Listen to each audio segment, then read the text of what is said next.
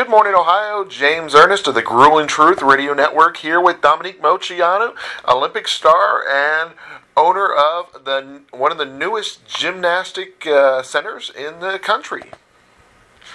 Thank you for joining us, Dominique. Hello, happy to be with you. So what was life like growing up a first-generation American? Well, you're right. Being of an immigrant family certainly made me the oddball growing up at school. I spoke a different language that nobody really knew. I never had other friends who really knew Romanian, so I was kind of the oddball. I had a bowl cut, like the Romanian 1980s hairdo, and it took me a little while to kind of get used to the culture and the American ways. I grew up speaking Romanian in my home, and I learned English when I went to school.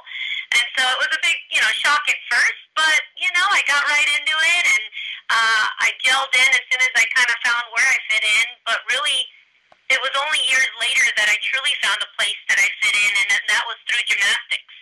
What inspired your love of gymnastics?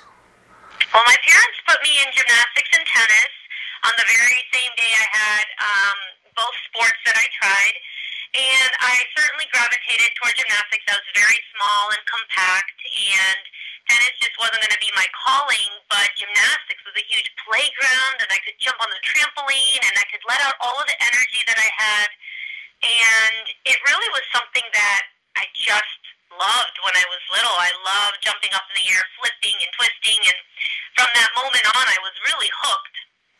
Sometimes they have celebrity tennis and golf tournaments. You ever participate in any of that kind of stuff? I've been asked to do some of them, but I have not had the opportunity. It just timings-wise, it just didn't work out. But yes, I have been asked to several golf outings, but I feel that my golfing game is not quite up to par. So I don't think I've ever really played a full round of golf, just putt-putt, and I don't think that really qualifies. But I like driving the cart and being, there for moral support. But again, it just didn't work out timing-wise for a lot of these events. It just, in my life and at the time I was asked. Yeah, I can imagine you probably have one heck of a hectic schedule. I mean, probably it's calmed down at least a little bit since your performing days, but I mean, with being a mom and owning a business owner, can imagine things are quite hectic. Absolutely. You think things would slow down after being a high-level athlete and touring around the country, and things are just different in a different way now.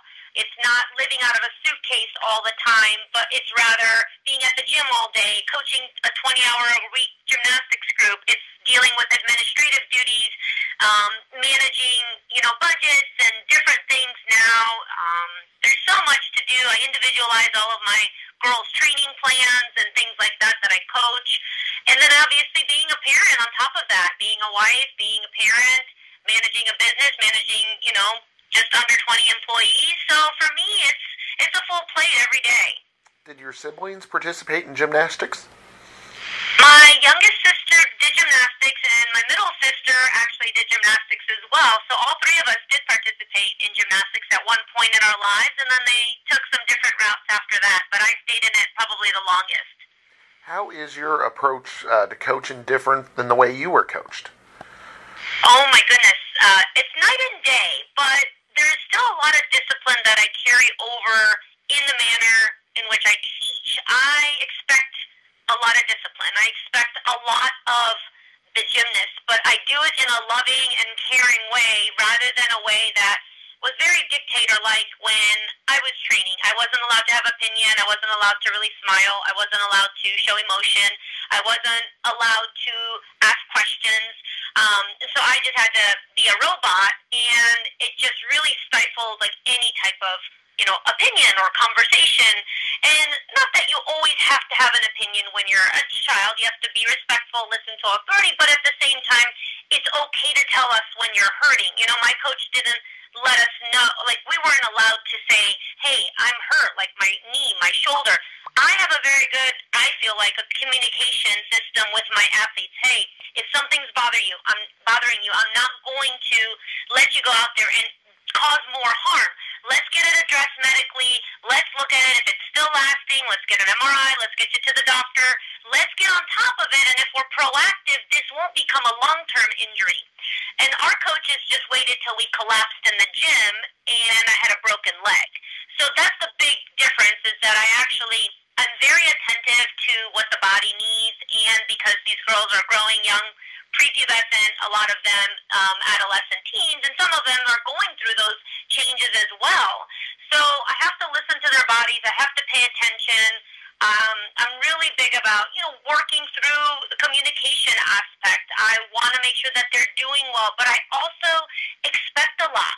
When it's 9 o'clock and practice has to start in the summers, we start. If it's 4 o'clock and it's during the school year, I expect everyone to be on time. We need to start because it sets a tone for the practice. So there's a lot of discipline, a lot of, expecting the absolute best of yourself, because that's the only way you're ever going to fulfill your fullest potential.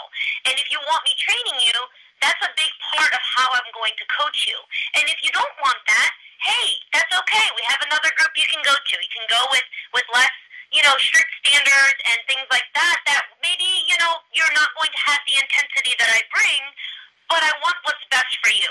And so if that's not for you, then go to another group. Or if this is not the place for you, that's totally fine. But if you want to be your best, I will pull that out of you, but you have to do your part. And a lot of times when I was growing up, the coaches were I was terrified of them.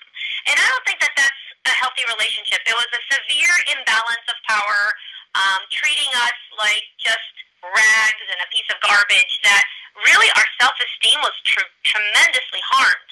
I can't tell you how many former elite gymnasts who went through the same kind of grueling training methods that I did that are not doing well emotionally, mentally, physically. They're doing harm to themselves because they cannot shake how they were treated. They go into abusive relationships. We were abused emotionally and physically as well, because we could not speak up if we were hurting. And it was a constant everyday battle about our weight. If we were having a bad practice, it was because we were fat.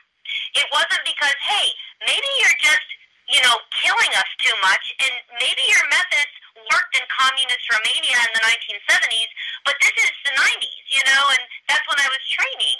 So it just, and I couldn't really articulate it as a young 10, 11, 12, and 13, and even 14-year-old little girl. I was just terrified. So I just shut up and did my job, and I did it well, and I survived because I was one of the basically the last of the survival of the fittest. I made it through till the end, and I was one of the last ones standing that didn't leave the program and come back within those 4 years from the moment I stepped foot at Caroli's gym at age 10 to 14. I was the only one who stayed for 4 years and didn't go gym hop because they couldn't take it anymore and come back. I stuck around, and I went through 14 different coaches during that time period because the Caroli gym could not keep a coach. They had to bring other people in. They were bringing people in from Kazakhstan, from Bulgaria, from all these different places in the Europe region, but nobody wanted to stay around. I had a German coach, then I had some American coaches as well, but it was really just a revolving door of coaches, and that was not good for my training. But somehow, I look back, and it's miraculous with such inconsistent training that I was able to succeed as much as I did. I look back, and it was so unhealthy. But it's amazing that I'm able to kind of tell the tale and have made it to the Olympics. So kind of a long story, but it encapsulates and gives you a picture of kind of what I went through, just a little bit anyway. You mentioned earlier about the physical injuries. In '96, prior to the Olympics, you had that tibia stress fracture. Were you able to... it sounds like they stifled you in communicating this extent of the injury. How were you still able to perform with that injury hampering you? Believe it or not, you do it out of fear. I just survived because I was terrified. If I didn't perform, I had to be basically ready to go at any moment, pop up and go, no matter how much you're hurting, no matter, what kind of pain you're in.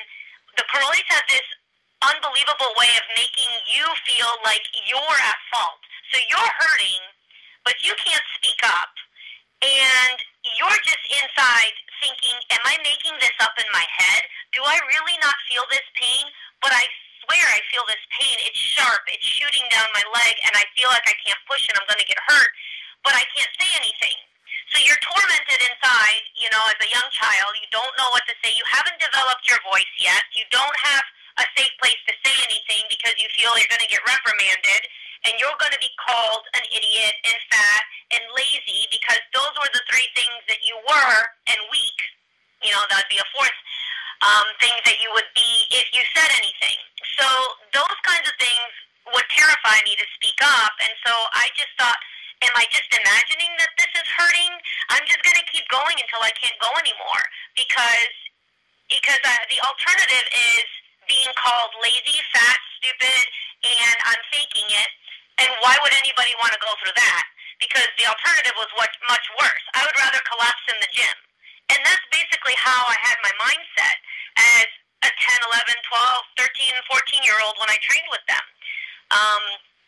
And Bella was in and out of the gym some of those years. Like I mentioned earlier, I had a revolving door of coaches. Marta was there for a while in the beginning, and then towards the last year and a half, she stayed more consistently. But I honestly can't tell you how I made it through. So many people ask me, like, did you go to therapy? Did you go and have any kind of treatment or anything? I said, absolutely not. And I don't know. I just never did. And I found an amazing husband. He came into my life around 19, and we kind of met through the sport years before, but just crossing paths, nothing serious. But when I was 19, I was finally ready at that, maturity level to find somebody that I wanted to spend some time with, and they happened to know my sport, and thank God that I found my husband. Back then we were dating, but he was the one who just finally allowed me to share those things that were inside and not make me feel that I was crazy for saying those things out loud. Because anywhere else in my community would have been so reprimanded for me to say these things. I mean, I even came out in 2008, and that was much later in my career. And I was one of the only people speaking up about abuse in our sport and our culture, the emotional, psychological. And that was before the NASA stuff got out years later.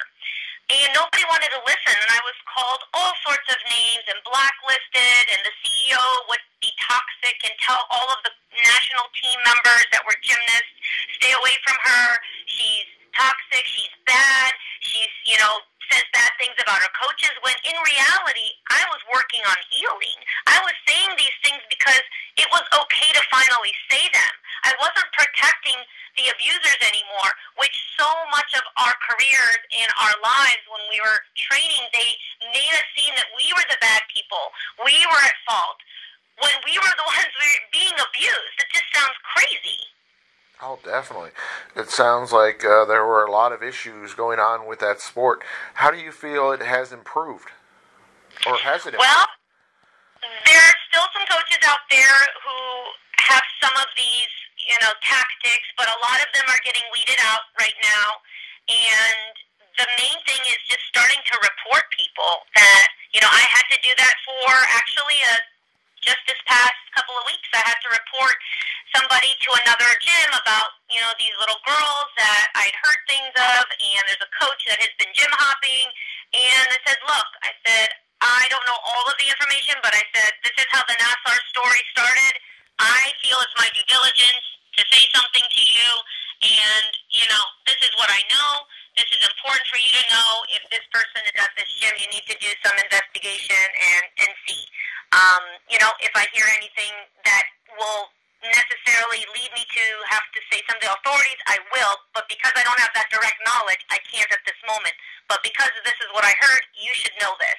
And I felt that, with the sport changing and us, the adults who actually care about the kids, doing the right thing, and making sure that people go to the police when it's necessary to go. Like, I helped a lot of women who came forward with Nassar's abuse. I was able to be behind the scenes and give them a little encouragement and a little nudge and say, look, that was wrong. Like, that's not okay. You do not sit there and what they did to you was illegal and it was abusive and absolutely wrong. You have to report it, especially when the Nassar story started coming out. And I don't know how much you know about that, but it was a really, really huge story in our sport with one of the most prolific sexual predators to ever have walked the walls of our sport. And a lot of those women, because I had been speaking out for a while since 2008, they confided in me, and then I sent them, to get the proper, guidance and support and encourage them to go to the police, because had we not encouraged that next step, a lot of people would still be scared to go. And, kudos to them for getting that courage to go. I played a small part behind the scenes, but I was grateful that they trusted me enough to share that with me so I could help where I could. It really seems like you empowered them and really allowed them to have a voice in such a tough situation. I certainly hope so. I never thought I was going to be that person behind the scenes, but somehow I kept getting emails, I kept getting calls, and all of a sudden Facebook Messenger was blowing up, and little did I know, before I knew it, I was immersed in this whole situation, and I was grateful to have had the strength to be strong for them, but I had gone through a lot already, so I knew the things that they were saying were truthful, and I knew that they had to be believed, because I had gone through this already. I had gone through so much of it. I did not have the sexual abuse part, but I had all the others. So I know how damaging, the emotional, psychological portion could be, and they needed someone to believe them. They needed someone to support them and have guidance and say, it's okay. It's okay to do this. Don't worry about those people who shamed you all these years and who said all these bad things about you. They do not have that power over you anymore. But, you're an adult woman in your 20s and 30s now, and you're still terrified to say anything because they have messed with your head so much from your teenage years that it's so powerful and it's still so potent. People would just break down on the phone with me. And it was really weighing on my heart. Like, there were times I was just emotionally drained from the entire process. But if I could play that role for them and that I was a liaison for them to lean on and be an ear and help them, I was happy to do it. But it was a heavy, heavy process. And that's one of those things people don't realize, is that the emotional baggage can be just as bad as the physical aspects. Absolutely. When I talk to so many of the gymnasts, they say, that it was the emotional and psychological abuse that hurts even worse. I can get over some of the physical, but it's shocking for people to hear that. For some people, it's obviously a little different as well, depending on what kinds of abuse they had, whether they had the day in, day out, verbal and emotional, physical abuse that a lot of us did have with certain coaches. And then you add on top of it the extra layer of sexual, then it completely messes with you in a very deep way that it's very hard to have trusting relationships again. And so, they take a piece of your innocence, they take a piece of your childhood, and to me, that's such a cruel thing to do. Like, that is what needs to change. We have to make sure that we are treating these kids humanely, because they will grow up to be adults who are broken. And that is what people did not see for so long. They did not see how broken these young women became. And that, to me, was unacceptable. And that is why I was relentless when I spoke up. But I even got to a point where you fight enough battles and you are constantly on the front lines. Nobody wants to believe you. You're called all sorts of names on social media. You're somehow vilified. And why do you want to put yourself through this? It's draining, right? It's hard. And it's emotionally, you're already trying to overcome and heal, but then you open up a wound for another 10 years talking about it publicly.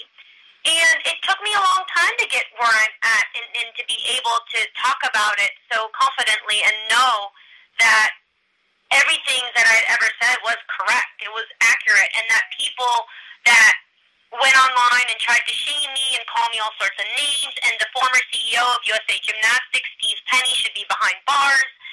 Those kinds of people that allowed this to happen, they're the ones who need to be punished. They need to serve their justice because, they're waiting for their time too. And slowly and surely there are investigations that are, taking its course, and there are lawsuits pending to where we're going to see where all of this shakes out. But in one sense, it reminds me of the Sandusky, trial and case on one level, right? Because it took so many years for justice to finally come out and to hear all that had happened in that case and all of those young children who were molested and harmed. And it took about 7 years where it kind of went quiet for a while, and then we heard, what happened at the hearings and trial. So that's kind of what we're waiting for gymnastics. Right now there's a lot of pending lawsuits. It's kind of a little quiet right now because the whole NASA situation brought everything bubbling up to the surface, and then we just have years to wait in the system before the lawsuits actually, take their toll and they go through the proper justice system and see what happens in the end. But it's still not all done, but I feel very good that we're a part of the positive change. And with me opening my gym, I have Hawkeyes everywhere, and I will not let any of that toxicity go on here. My staff can attest to that. But we really do care about the kids here, and that's how you start to create a healthy environment. And there are other gyms that do that. There are good gyms that do that. It's just we need a lot more of them. Exactly. It sounds like you've been an advocate for change, and it sounds like hopefully with the light being shined on these situations that they will be fixed, and not that they can be fixed, but they could be atoned for in some manner and rectify the situation. Absolutely. Now, you mentioned about relationships. Now, when you were on the Magnificent Seven, did you feel more as competitors, or did you feel more like a team? Well, it certainly felt more like competitors initially. We became a family more, I would say, on the post-Olympic tour. But we weren't allowed to talk to each other too much, especially the Karoli gymnasts like Carrie, Strug, and myself. We were alienated from the rest of the team during training. We were supposed to keep to ourselves. We weren't allowed to talk to the other girls too much. And when we ate breakfast, lunch, and dinner, the rest of the team was allowed to eat together, but the Karolis had to monitor what we ate, so we had to sit with them, and I would be dreaming of sitting with the rest of the team at a different table because I could see where they were sitting, and I wanted to be with them, but I wasn't allowed to, and Bella and Marta kept us sitting with them for every meal so that we wouldn't sneak any extra food so we wouldn't gain weight. So they were monitoring our food all the time, and they never gave up that control of us maybe being a part of the team and going to talk with them. But after the Olympics, the Curlies left me at the Olympics and didn't say goodbye, and after that, it seemed like I was the means to an end. Carrie and I accomplished what they wanted. They got their results, and the whole team did what they needed to do. But we were their personal, gymnasts, so I speak from that perspective. And then we went on the post-Olympic tour, and that's where the girls were able to be a little more relaxed, and we got to have a really wonderful time. We did 100 cities in the United States, and we got much more relaxed. We weren't as competitive.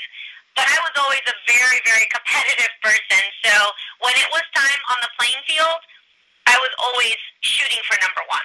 There was not a number two in my mindset. It was always, I want to win. I'm going to win every meet I go into. I just had that mindset. Nobody told me how to be that way. It was just something that was really natural for me. And then we became much closer. Like I said, the Mag 7 became much closer after the fact. Part of it was because the Karolis alienated Carrie and myself. We just couldn't do some of the team things with the girls. Like just sitting down and eating together would have been nice. The rest of the team got to do it. The 5 others got to, but Carrie and I were always alienated and not allowed to. So that put a little bit of, it made it seem like lack of team because we were distant until after the competition was over. But that's just how Karolis always were with their athletes. Do you all still get together from time to time? I know, like the 1980 Olympic ice team, they have reunions on a semi-regular basis. Do you all do things like that? Not necessarily. We all live in different states, and when we see each other, it's really for reunions now. As far as like the 20-year anniversary of the Magnificent Seven or 25-year anniversary, some occasionally if they happen to be in each other's states or cities and they're nearby, but right now all of us are in, different places but the same. We're married, we have children, we have different things pulling our attention in different directions. We have businesses, and one of our teammates is a doctor, and a lot of things are just occupying our time now, and because we live in different states, it's much harder to get together. But when we do see each other, it's mostly for reunions that USA Gymnastics has put together, because we met at the 20-year anniversary, we met at the 25th year, and then we met at the 10 before that. So you mentioned earlier about the support of your coach/fiance, Dr. Michael Canales. Tell us about how important that was, having him there in your life to have someone to communicate and to share with. Well, that was really important at the time because I was making a comeback. So I mentioned earlier that I really connected and started a relationship with my then boyfriend and then fiance, but now husband.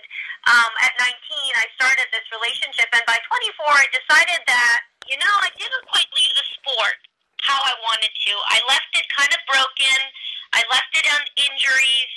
I didn't leave the sport in 2000 like I wanted to. I was supposed to be a part of that 2000 Olympic run, but in a way it turned out to be a blessing in disguise, because from what I heard from the gymnasts, it was a miserable experience for all of them, because Bella started to come and take over the program at that time as a national team coordinator. And that was the first year they implemented him being head of that position, and all of the gymnasts felt like it was too much to just change everything in the year of the Olympics. And from what I heard out in Sydney, they were just all miserable, and it was not a good experience. So perhaps me having to have 2 surgeries that year and be out with my injuries ended up being a better experience than what they experienced, unfortunately. But that turned out to just really want more of my ending in the sport, and I just felt I had some unfinished business to do. So at age 24, I started to make a comeback, and I wanted to go on the post-Olympic tour, so I started getting in shape for the Olympics. I was part of the post-Olympic tour after Sydney in 2000, and then in 2004, I was getting ready for that one. I was 24 then. And little by little, I started to really feel good. I started to play in the gym. My then boyfriend and eventually fiance, he told me, you could really do this. And what about a comeback? And I just thought, there's no way. Everybody's going to doubt it. Everyone's going to, hate on it. And the haters come out right away. And nobody wants to believe that you can do it. But I really felt good about what I was doing. And I wasn't doing gymnastics for everybody else. For the first time, I was doing it on my terms, on my own terms.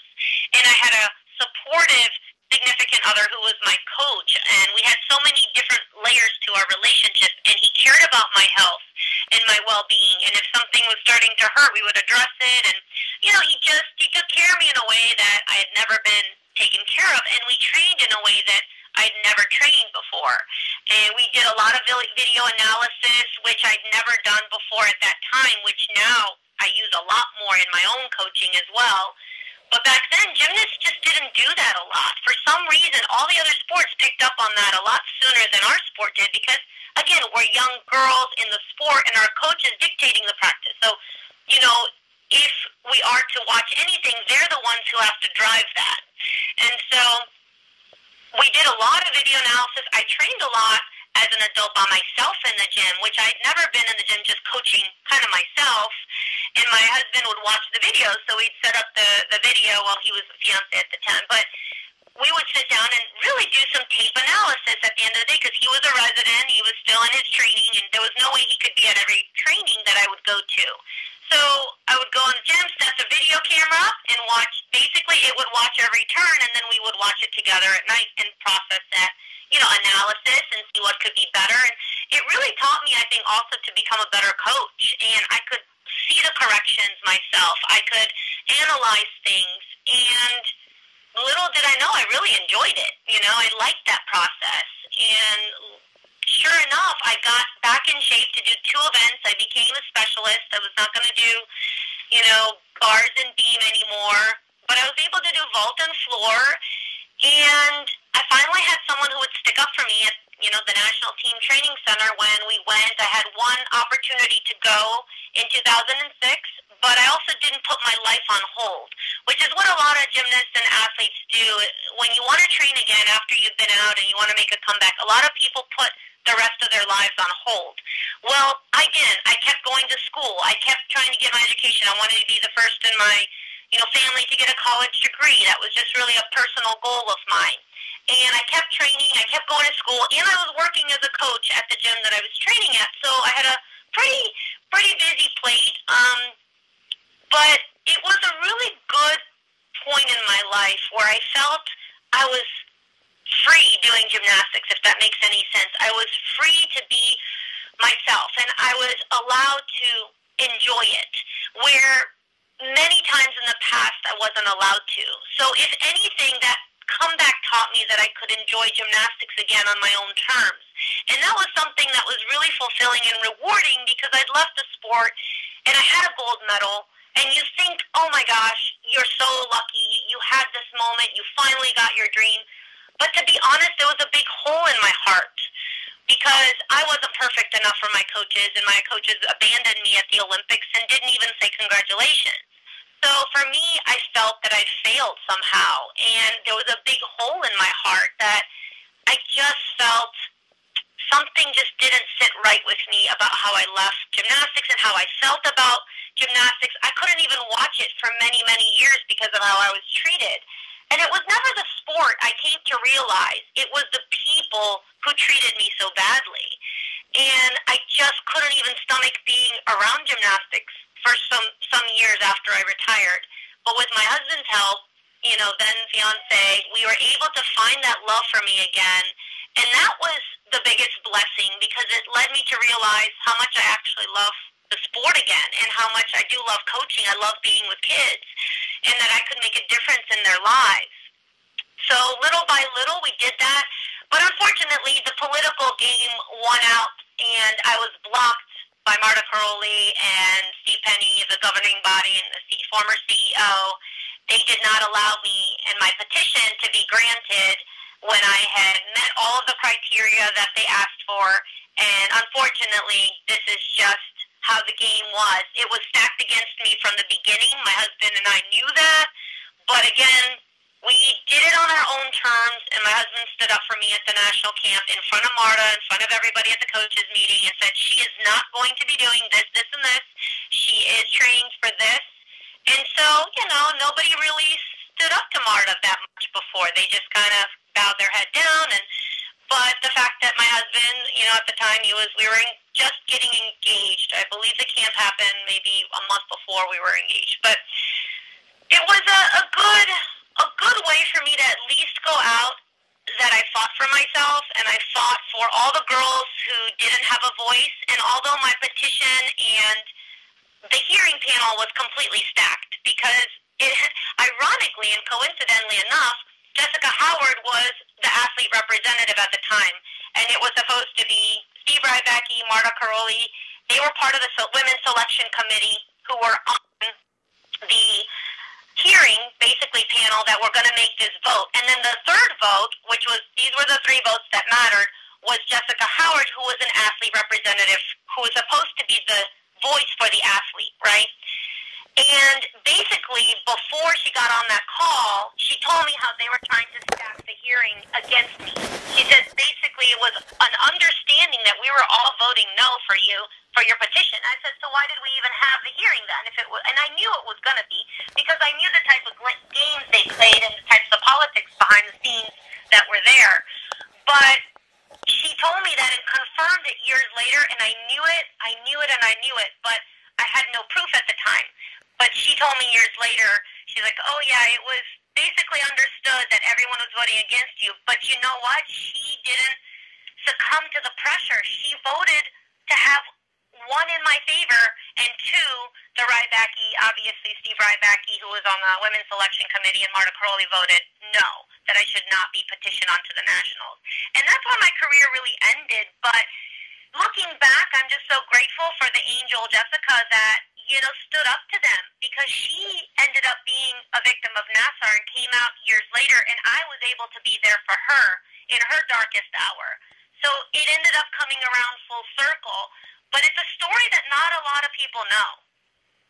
Exactly. I mean, it's one of those things where there's a lot of politics, it seems, involved in sport, especially Olympic sport, it sounds like. And it's very sad, especially, at the gymnastics level with when you have a crooked, basically CEO that is very corrupt. These are the kinds of things that happen. And he was very corrupt, and there were no checks and balances. And that's what led to this. But I was the only elite gymnast, I believe, in history to file a grievance. And that was the only time I was able to have that trial and that hearing, essentially, because it's not necessarily a trial, but more of a hearing. And with the panel stacked against me, I had to stop my career then because there was nowhere to go. But the positive, I was getting married that following week. So I said, no matter what happens, because I knew that they would play this political game with me, even if they don't choose to allow me to compete, I did it on my own terms. I showed up at the national team camp. I showed gymnastics at my age that they've never seen me do. I did new skills. I did a new vault. I was really proud of myself because I ended on my terms, and I ended the sport sticking up for myself and for all the other gymnasts in a sense because I filed that grievance, and they did never get a chance to. So I feel that, in a way, that was closure. And then the following week, I ended up literally getting, or the following month maybe, it was within that time frame, it was probably within the month, but I ended up getting married and, starting my life. So I didn't put everything on hold for this goal, which I think a lot of gymnasts and athletes, it's a good reminder that just because you're making a comeback and you need another 4 years for another Olympic run, don't put your life on hold. Go to school, go do whatever, even learn a trade if you want to. Go do something that, you're going to be fulfilled in because these 4 years you don't get back, or however long it takes you. Do something that's going to fulfill you on the side. Don't just put your life on hold. If you want to take that leap of faith and get married and that's in the past, don't wait for it. And do it if it's right for you. If it's not, don't. But I always thought that we needed to wait, wait for training to be done, wait for this to be, but really in reality, life passes you by so quickly. And I would always encourage athletes, now that I know better and I've lived it, to not put your life on hold, even if you're making a comeback, because you'll never get those years back, whether it's 4 years, 8 years. You could be doing something simultaneously to further yourself, further your education, further yourself, in any aspect you want to learn. And when you come out of this, that way you have a win-win and you're not starting over again, after 4 more years in the sport or 8 more years, however long you decide to stay around, right? Exactly. Writing the book, your bestseller, selling memoirs, Off Balance, how cathartic was that? Oh my goodness, that was my therapy. A lot of people ask me, and I mentioned this earlier, did you go and speak to someone? How are you so normal? Actually, someone just told me this yesterday. I was talking to them, and I was explaining some of the past and some of the, coaching scenarios and things in the sport. They were asking me, I was educating a parent who was a customer at my program. And she goes, how are you so normal? She's like, I don't mean this in a bad way. And I found it kind of funny. I find myself chuckling at that because it's not the first time I've heard it. And I say, you know what? I found peace. I found peace with what I'm doing. I found purpose. I'm able to heal. And my book, honestly, was the first step to that healing process in my husband being supportive behind it. There was a lot of backlash at first for writing my memoir. It took me 7 years to write it, and it was partially because it was a lot of heavy stuff that I was terrified I was going to get backlash on, but also I knew that it was deep down in my heart, and I had to say it, because if I didn't say it, I felt that I was going to explode, that something was just going to not sit right with me, and I had to let people know because I'd been keeping it inside for so long. So those are the kinds of things that really started the healing process for me, along with having, such a supportive husband that gave me that confidence and that extra push. And he was right, and he believed me, and he didn't make me feel, crazy for telling him these things. He's like, I had a feeling that you female gymnasts did go through that, and to a degree. And he didn't know all of the things, but he's like, you guys always look scared, you look malnourished, you look terrified. And, you know, he was a male gymnast, and he's like, I never experienced any of that. I had a wonderful experience in my sport. I loved it, and I love it to this day. And I think because he has such a love and such a passion, it drove me back, too. I'd never met anyone who loved the sport and who was a student of the sport as much as he was. Our friends call him the gymnastics encyclopedia because he can tell you literally any statistic and number or score of any male gymnast from every Olympics going back from literally the very beginning. And so he knows so much, and there's really very few people that could even come close to the level of knowledge he had. So he brought me back in and allowed me to not feel this sharp pain in my heart when I would try to watch gymnastics on TV. I just couldn't watch it because they would glamorize the very people that abused us, right? Abused me and some of my teammates and other people. I couldn't stomach that they were being glorified all the time, and I just did not want to watch it. I couldn't stomach it. And when I realized how much love he had for it, and he always wanted to watch, he would never miss a gymnastics meet, and I'd be like, you know, I just don't want to watch it, and it just seems like you were in it all these years, and you know, he never really pushed me to watch it. He understood that there was a hole there, but it took many years to kind of get back to enjoying it, and a lot of it was because of the coverage and how my coaches would be glamorized, and they would give them so much, you know, power, and they were the very people that harmed so many people, so they got it all wrong. And it just baffled me. It baffled me for so many years why they would run that narrative all the time. I was beside myself. But, you know, in the end, the truth does always come out. And so, you know, that's kind of where we're at today. And the book was really a turning point for me. It was a turning point for so many reasons because I finally felt that I had a voice. I finally was allowed to share that voice and say what really happened instead of hiding all the time and hiding from it. Even my mom was nervous about me coming out with my book, and only years later did she finally say, okay, I understand and I realize why you did that. She was not for it at first, and there were a lot of people who were against it at first. But I would also get a lot of messages from athletes and people who are like, you know what, I'm so happy you did that. I'm really behind you. I can't say anything publicly, but I'm really supportive of you. And I'm like, well, we could use all the support right now. Do you know, I feel like all alone out here. And I had been for so many years. Almost 10 years until really the Houston Chronicle came out, and that was my home, you know, newspaper in Texas because I grew up there for much of my training. I trained there as well. So in about 2017 was a big turning point. After my book had come out, and there was David Barron, who is a sports reporter for the Houston Chronicle. He would be writing stories, you know, regularly and asking my take on it, and he would always reach out to me when it was appropriate and ask for a quote. And for so many years, I think even he doubted that I was saying the truth because I was, again, all alone on an island saying this stuff.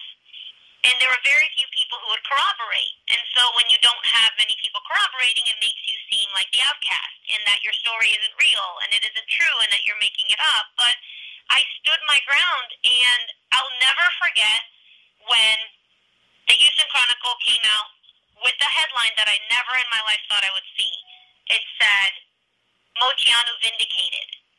And I about fell over when I saw that. I could not believe it because it had been almost a battle of a decade.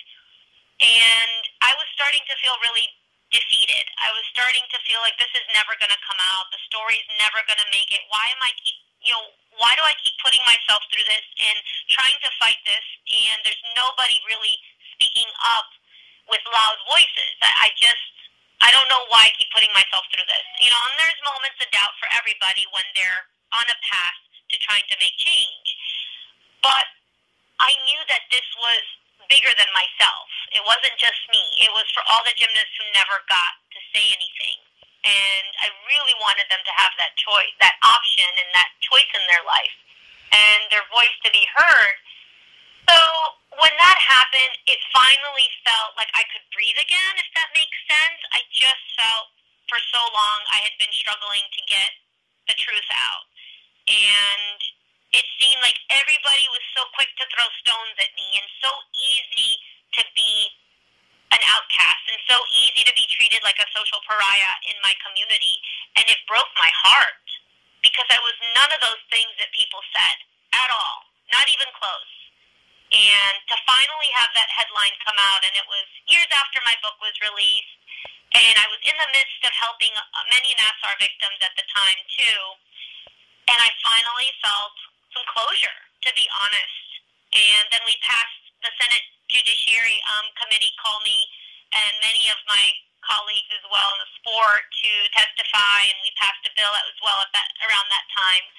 And it just felt like, you know what, I finally felt that some of my mission had been completed, but then I needed to do more, and I needed more purpose and fulfillment, and then all of that led to opening my gym, which I have today.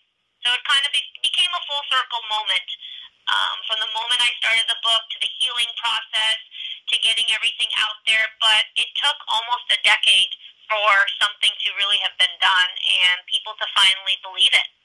Exactly. Unfortunately, a lot of times in society, they seem to blame the victim or want to silence them, and it is a shame that they did that to you for so long. That fortunately, you did have a support system there to help you, and you did help others, and was able to change lives and be able to open people's eyes to what went on. That's my hope, and that's hopefully what will be even larger than my legacy of winning a gold medal, because it seems insignificant with everything else that's gone on in the last years. And I don't mean that in a bad way. I hope nobody takes that the wrong way, but it's definitely something that changed my life, and I'm forever grateful for that medal and for what it opened as far as doors and opportunities. However, I feel that because I wasn't allowed to enjoy it, I didn't feel that happy at the time, and I didn't feel fulfilled. But through this process, that was even harder in a sense over the last, decade plus. I feel that I had a larger impact, and I'm so grateful to have been a competitor and wear the red, white, and blue. I'm very proud of that. I'm very proud to have represented my country, and I'm really proud of my team for breaking the barrier and being the first U.S. women's gymnastics team to win gold. I just feel that perhaps my accomplishments after that were even bigger, and I hope that people understand that and understand in the context what I mean when I say that. Exactly, I know what you mean. You're not saying anything bad about being on the team or being an Olympic athlete. It's more about how what you did afterwards changed the lives and helped all those young women that are participating in gymnastics today and in the future, and that things aren't going to be, like you said, treated like they were in the 1970s. Absolutely. Just wanted to discuss your other books real quick with Alicia Thompson. Yes. The Go for Gold series. Yes. Yeah, dramatic contrast, but how was that? What was that like? Well, it was a lot of fun. I was writing my memoir simultaneously while this opportunity came up to do a children's book series. And deep down, I had really wanted to always do that. I loved books as a child. I loved just escaping in kind of fantasy. And I thought, how fun would it be to be a part of this series and do it about 4 gymnasts, and it's kind of like the Sisterhood of the Traveling Pants, but for gymnasts. Oh, cool. And, you follow these 4 girls' stories. Each book is kind of based off of one main character, and their voice and their side of the story, but they're all combined, and they're all teammates, and one of them had a Romanian background, which loosely was based off of my life, which was Noelle, and she had a Christmas birthday, and my daughter had a Christmas birthday, and I named her Carmen Noel. So, there were some things that we were able to incorporate loosely off of some unique facts in my life, but I really enjoyed enjoyed it a lot. And I'm so grateful that we had the opportunity with Alicia to do this book and have Disney Hyperion, publish it. It'll be an experience I'll remember forever, and I'm just very grateful to have had that opportunity and to be able to share this with children in that middle graders reading level. It was really special. Now, I was going to say, I don't know if it's really a thing or not, but I had read somewhere at one point, because now they got the Disney Plus, they were actually considering making it a TV show. Is that a thing they've contacted you about? Well, I would love that if that were true, and that if I'd ever heard of that. Nothing has been mentioned to me ever about that, but I think that would make a fabulous series, and I would be so ready to do something like that. I would be, the first one on board to make it happen. If I could possibly make it happen and it could really work, that would be amazing for so many children that do gymnastics and that love it. To make a series off of the book and really play on those characters and have it come to life on Disney Plus would be absolutely amazing. I would love to see it. So, where is the Gymnastics Center located? My gymnastics center is Dominique Moceanu Gymnastics Center, and it's in Medina, Ohio.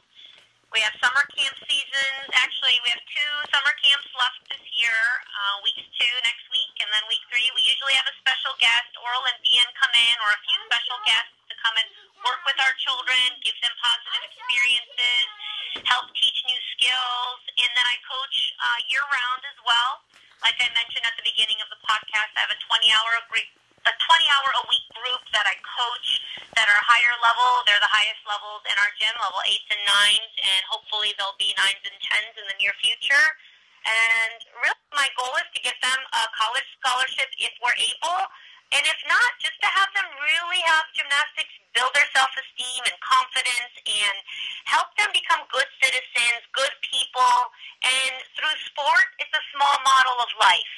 You learn so many things about goal setting, about achieving goals, about discipline, working hard. I have an extremely high level of work ethic. My staff can attest to that, and I expect that from a lot of people. But I also know not everybody is me, and I want those athletes to just be their best. I want everyone that I work with to fulfill their own individual potential. Whether you're an adult or a child, I really try to lead by example and have them be the best they can be, and walk away knowing that they really gave it their all. And if this is what you want, I'm here to be that coach for you on the journey and on the way. And I will get you as far as you want to go to my best ability. But you have to do your part too. And I'm so grateful to have been able to add yoga as well. In the process of reconstructing this facility where it was an old abandoned warehouse, I was getting my 200-hour yoga certification, and during that process, it was really a time crunch from January to May to really get the gym open, get everything done inside the gym that needed to be done, and then open the gym on May 30th of 2018. But I was able to get my yoga certification and my 200-hour RYT, and I also now have yoga added to our gymnast curriculum, which is a good way to teach our athletes how to self-soothe, how to have something else to fall back on when gymnastics is done, that they can exercise and they can do something that really doesn't have an expiration date like gymnastics does. And you can do yoga forever. You can be a part of that class and learn to unwind and meditate and learn how to work through breath work. And when you get nervous and competition comes around, you have jitters, learn how to take a deep breath and take it easy, take a step back, meditate, fall back into your yoga practices. And I think it's really been a very valuable part of our program that not a lot of gym clubs have instituted. And that's something that's also unique about us. We have a yoga studio upstairs that we also facilitate as a dance studio when we need to take dance classes for, the gymnast curriculum. Last question. What role should parents play in youth sports? Well, parents absolutely need to be a supporting role. They have to be a unit, and not overstep the coach. They have to also be supportive in not criticizing the coach. There are a lot of times where it's very easy to say something negative or sit up there and undermine the coach, but you have to be a team player. You have to be there for your child, be supportive, but also be careful with the constructive feedback. It can be constructive in a healthy way, but make sure it's not overly critical. A lot of times at competitions, I've seen parents say, well, what happened if a child falls? And, that's the first thing they hear from their parents. And my dad was guilty of that, so I have firsthand experience. But I always want them to understand the children are out there trying their best. They're not trying to mess up. They're not trying to make mistakes. And I think I understand competition very well, and I'm able to get the gymnast mindset in the appropriate place when they need to, and I can tell by their mannerisms and their facial features what's going on mentally. I know when they're scared. I know when they're confident. I try to feed them positivity as much as possible, encourage them, and parents have to do that too to a degree. Now, they're not sometimes athletes, or they've never been, and some of them may have been, but they don't understand that mindset of a high-level athlete if they've never been there. So the best thing they can do is also just be super supportive in the sense that, don't overly criticize your child. You can expect a lot of them. You're their parent, and I say you're their parent. You parent them. I'm the coach. Let me coach. And you can't overstep that, because the child then gets mixed messages and they get confused. Well, I have to listen to my parents. Definitely, they're my parents. But then my coach is saying this, but then if my parent is saying something against my coach, then who do I listen to? Do I listen? And then it just confuses them. So the best thing a parent can do is obviously communicate with the coach one-on-one when they need to in a respectful manner, but try to keep some of those issues that they have with the coach, if they ever have one, because that's something that comes up a lot with coaching, is make sure you're mindful of what you're saying in front of your children. Talk to the adult in the room. Don't place it on the child. They don't know any better at that age, and you don't want to cause any sort of friction between the coach-athlete to have a healthy relationship, because that athlete relationship is a trusting one. They have to trust us in the gym, and we have to earn their trust too, but we also want that. We never want that trust broken. And when there's broken trust, then they get fears in the gym, and it's harder for them to progress. So those are some things that I've come across that I would just say to the parents: be as supportive as you can be. Gymnastics is their sport, or whatever sport they choose to do. It's their sport. And you have to remember to not live vicariously through your child, which is hard to do when I know sometimes parents feel that maybe they sacrifice their own, years for possibly their children, or they've made tremendous sacrifices and expenses are high. I get it. But the best and healthiest relationships come from that combination of the three, the coach, athlete, and parent, having a really healthy dynamic between the three of them. Yeah, I agree with you. I was going to say, being a phys ed major when I was at college and got my degree in teaching, that was one of the big things that, like you said, that unfortunately sometimes parents will put too much pressure on the children. And like you said, it needs to be more of a partnership, and it should be more, like you said, about the child getting the enjoyment and the experience out of it, as opposed to worrying about the destination. It sounds like. Absolutely, because competitions are only here and there, right? You spend so much time in the journey. You spend so much time in the training portion that you have to enjoy that process. It's a lot of hard work, and you want to be your best. And sometimes you have setbacks, and you have injuries, and you have fears, but it's part of the sport. But, in the long run, they're learning so much more than just the competition here and there. They're learning life lessons through this sport that are invaluable, that so much money cannot buy sometimes.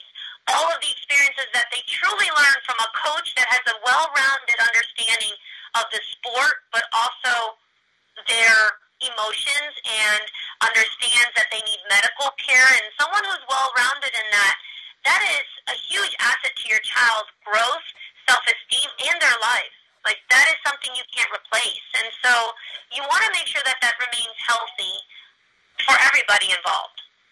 Dominique, it's been a huge pleasure. Where on social media, where on the web can they find out more about your gymnastics center? Well, they can find us online at dmgc-usa.com or Dominique Moceanu, gymnasticscenter.com. We're on all social media outlets, Moceanu Gymnastics, on Instagram, and we're on Facebook, so you can find us really anywhere. Awesome. Thank you for joining us.